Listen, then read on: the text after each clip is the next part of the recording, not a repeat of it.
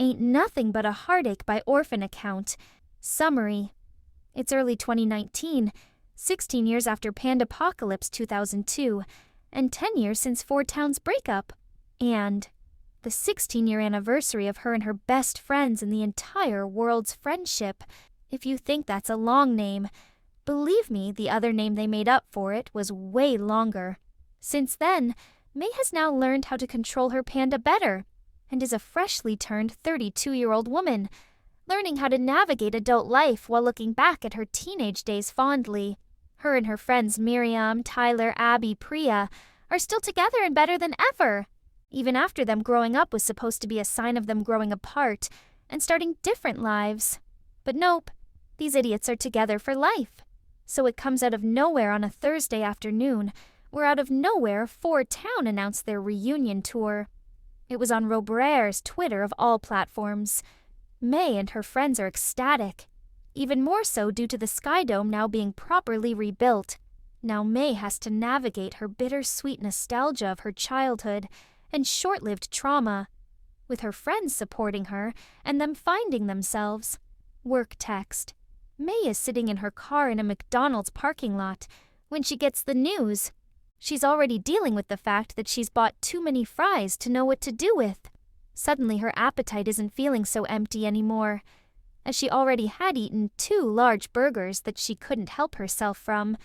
She ponders if she should let her panda out and eat the remaining fries. But she decides not to. Her car was much too small for her panda, and Mei doesn't want to break anything in her car. She was already so proud of the assortment of keychains she hung on the dashboard. Some fan memorabilia from things she loved in the past were still hung up.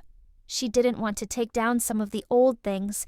She couldn't tell if it was because she didn't have the heart to, or if she was just too lazy to. She hummed out a random song she recognized as the theme to Four Town's hit song, Nobody Like You. Even after all these years, Mei was still a fangirl at heart, and she loved that weird, dorky part of herself. And her friends did too. She hasn't thought about the band in years, it being a distant memory to her.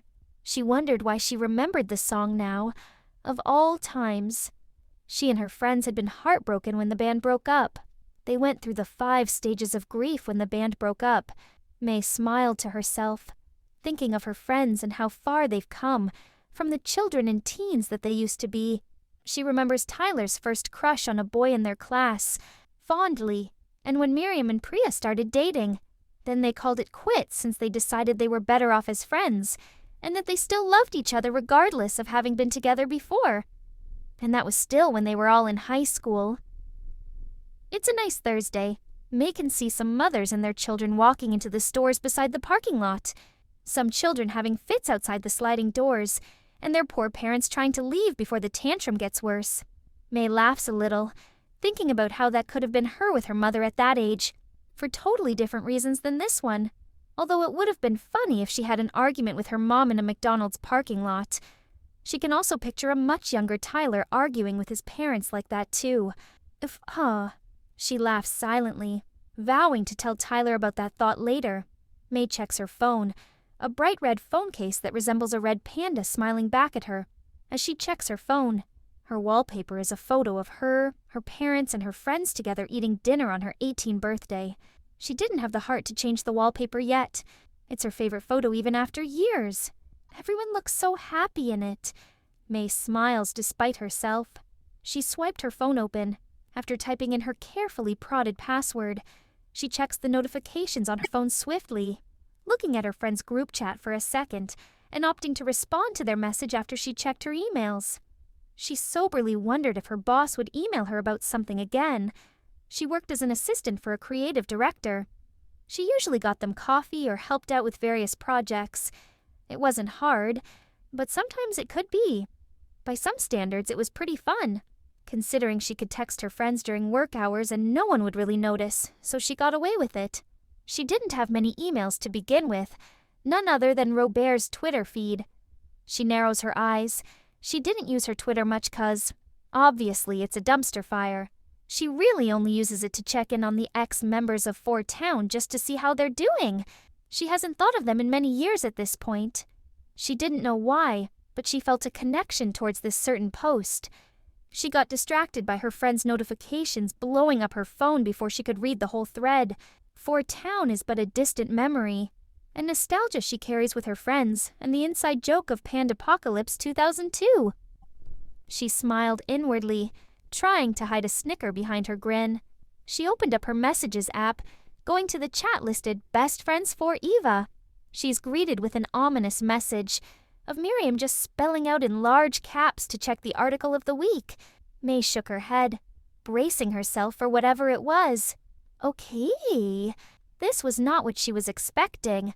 It's out of absolutely nowhere, and the article has been up for less than an hour. But it reads, 4 Town reunion tour inside peak of the band's breakup back in 2006. The article is apparently the most relevant topic of the week. Once she finishes reading every word in the article, accompanied by some annoying ads popping up as she reads, she sets her phone down in her lap silently, already feeling a lot of emotions at once. She tried staying calm so her panda couldn't damage her precious car. She took 2 breaths in and out, in and out. She breathes again. She feels many different emotions at once. She feels the nostalgic urge to scream her lungs out. She feels dazed. One text buzzes again, and then another. Bzz, bzz, bzz. Somehow this feels personal for her. She doesn't know whether or not to cry tears of joy or tears of, well, something else. This feels personal, something that impacted her life so much. This band had impacted her life a lot whether she liked it or not. It was the binding factor that she needed to finally become her own person, finding herself as a teen in her own way. Because she went to the concert on the day of the blood moon ritual was when she finally broke out of that pressure of being perfect off of her. The pressure she received from her mother was just too much, and she wanted to be a kid. Going to that concert and apologizing to her friends played a major part in shaping her into the woman she was today. Finding out Tyler was a 4-townie too was a highlight of that. And adding him to the friend group was major as well. So it feels personal to Mei, and she can hardly process it until she can tell that she's crying. But Panda hasn't come out, 'cause she doesn't always burst into tears like this anymore. Just thinking about her friends keeps her fear of her emotions running high at bay. It keeps her panda at bay, just being able to think about her friends.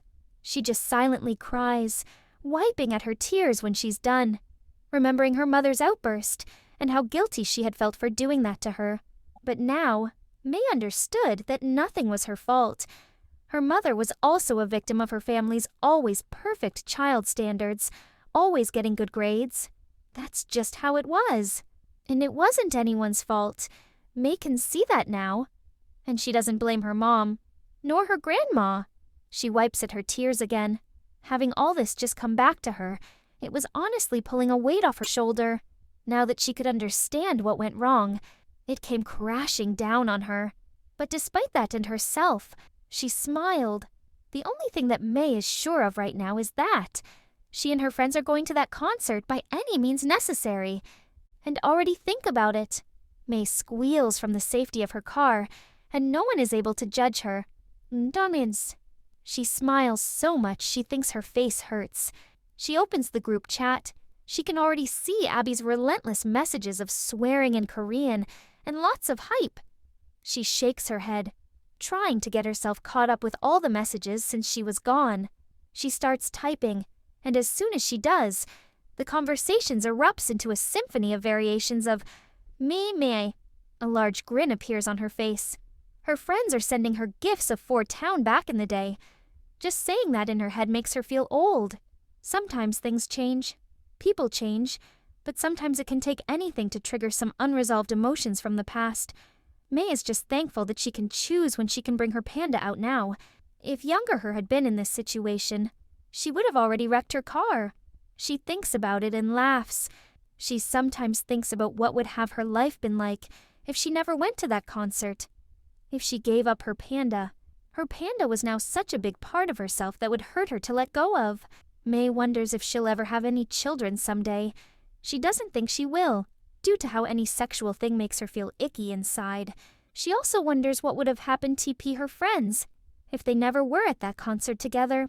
Before she can get into any more negative thoughts, she breathes in and out to calm herself and begins to look at the chat again. She sees the messages and already can't help but smile. Yep, these are her best friends for life. The chat is screaming amongst themselves, and now Mei can't stop laughing for some unknown reason.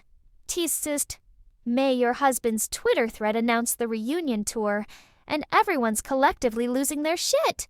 Tyler is losing his shit, RN. He's being a couch potato on my couch, and I can hear him screaming like a little girl. WTF, Abby, why did you throw me under the bus? LMFAO. I have my Spotify playing Nobody Like You on repeat as we speak, y'all. Mei laughed. As she typed, you guys are dorks, but I love you all. 333. Tyler responded first. Love oo too, Hoji. Or a fucking gremlin, Tyler. I am not. I'm offended by her that. Or that you can't spell doofus. Yes is correct his grammar, Miriam. Mei doesn't know how she ended up this lucky to have friends like these. She's laughing her ass off, feeling like an energetic teenager again, gripping with the reality of being her own person, and not being a carbon copy of what her mom wanted her to be. She doesn't stop wheezing, and she keeps making spelling mistakes. And Tyler, that asshole, keeps repeating it. Then he gets Miriam in on it. And then they're all mocking her. She quickly changes the subject. Y'all are asexual phobic, I know how to spell. Also, who's buying the tickets for the concert? We're all going, no questions asked. Tyler responds quick, followed by Abby. I'll do it. But oh no, I have forgotten my credit card number, but I'm too tired to go get it. Dude, why TF don't you have it written down? 'Cause I'm not a responsible adult, Abby. That's true. You are not responsible, Tyler. LMAO, yeah. Wow, when did this become Bully Tyler Day? I'm buying the tickets for us all, y'all better be grateful. Mei just laughs, almost choking on her drink as she imagines Tyler saying that in real life, with a weird Southern accent. Okay, anyways. Do you guys want to meet up later so we can talk more up the details? Yeah, sure, I'm free. I can too. Abby's gonna drive me. She might have hit me if I joked out not going though. That's definitely in character for her. Alright, cool. I'll see you guys later. For town forever hose. See ya then. Mei chuckles one last time, before buckling her seatbelt, grabbing her car keys quietly out of her purse. As she hummed, she started pulling out of the parking lot, checking her rearview mirror for anything behind her. She smiles as she looks up to the window beside her. It's a good day, she thought. It's a nice day. She's very grateful for her friends, for helping her figure things out, and to her mom for letting her go be her own person. She knew it must have hurt her mom to let her go. She ponders calling her and Dad later today, just to hear their voices. It's always comforting to hear them. She doesn't visit a lot because she's busy, but she does a few phone calls here and there. She wonders if they miss her too. Mei looks at the billboard behind the convenience store she always passes when she drives around this area. The same billboard is up and smiling at her kindly, or as kindly as a billboard can be. The billboard has a picture of Robari. It's a billboard of an ad for his new music. She smiles and says to no one in particular, but she looks straight at the billboard. You're still my number one.